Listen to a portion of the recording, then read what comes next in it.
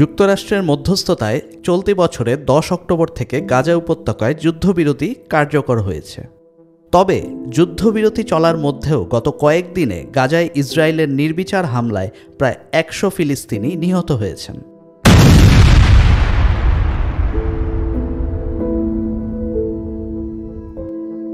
আহত হয়েছেন আরও 230 জন। যুদ্ধবিরতি লঙ্ঘনের অভিযোগ ও পাল্টা অভিযোগ নিয়ে উত্তেজনা চলার মধ্যেই ইসরায়েলি সেনারা একাধিকবার নিরস্ত্র ফিলিস্তিনিকে লক্ষ্য করে গুলি চালিয়েছেন এবং গাজায় বোমাবর্ষণ করেছেন। 2023 সালের 7 অক্টোবরের পর থেকে গাজায় ইসরায়েলের এই চলমান হামলায় মোট 68,527 জন নিহত হয়েছেন। আহত হয়েছেন 1,70,395 জন। নিহতদের মধ্যে আছেন 20,000-এরও বেশি শিশু। শুধু তাই নয়, গত 2 বছর ধরে গাজায় নির্বিচার হামলায় গাজার 80% স্থাপনা তথা ঘরবাড়ি, স্কুল এবং অন্যান্য প্রতিষ্ঠান ধ্বংস হয়েছে। গাজায় যুদ্ধবিরতি ঘোষণা হলেও বাসস্থান, খাবার, বিশুদ্ধ পানি ও বিদ্যুৎ নিয়ে দুর্ভোগ কাটেনি ফিলিস্তিনিদের।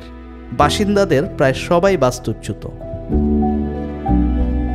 আন্তর্জাতিক গণমাধ্যম আল জাজিরার প্রতিবেদনে বলা হয়েছে, গাজা জুড়ে বাসস্থান ধ্বংসের পর আশ্রয় বা ফিরে যাওয়ার জন্য কোনো ঘর না থাকায় হাজার হাজার বাস্তুচ্যুত ফিলিস্তিনি শেষ উপায় হিসেবে কবরস্থানে তাঁবু খাটিয়ে রাত কাটাচ্ছেন।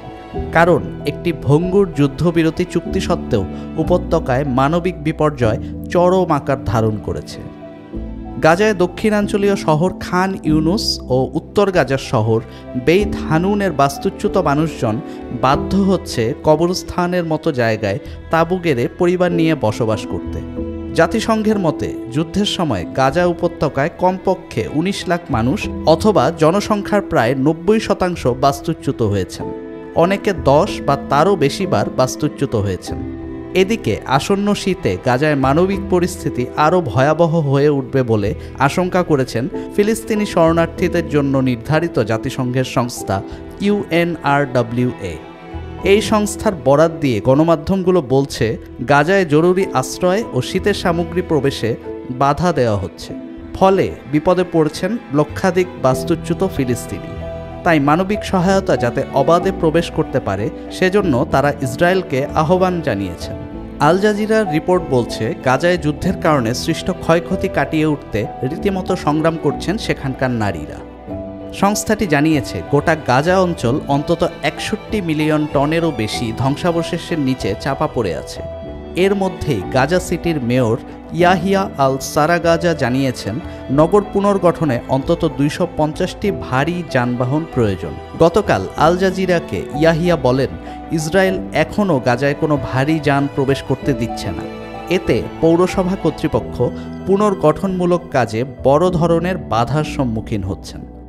এদিকে এত ধ্বংসস্তূপের মাঝেও জীবনযাত্রাকে স্বাভাবিক করতে ফিলিস্তিনের গাজা উপত্যকায় যুদ্ধবিরতির ফলে কিছু কিছু ব্যাংক খুলেছে। গত 10 অক্টোবর যুদ্ধবিরতি ঘোষণার 6 দিন পর অর্থাৎ 16 অক্টোবর থেকে কিছু ব্যাংক খোলা শুরু করে। এসব ব্যাংক থেকে অর্থ তুলতে বিপুল সংখ্যক মানুষ ভিড় জমান। কিন্তু দীর্ঘ সময় অপেক্ষার পরও তাদের বেশিরভাগকে হতাশা নিয়েই বাড়ি ফিরতে হচ্ছে। কারণ ব্যাংক খোলা থাকলেও নগদ আমানত না থাকার কারণে ইলেকট্রনিক লেনদেন ছাড়া মূলত আর কিছুই হচ্ছে না। তাই নগদ অর্থ উত্তোলন সম্ভব হচ্ছে না। নগদ অর্থের ঘাটতির কারণে বড় সমস্যায় পড়েছেন গাজাবাসী।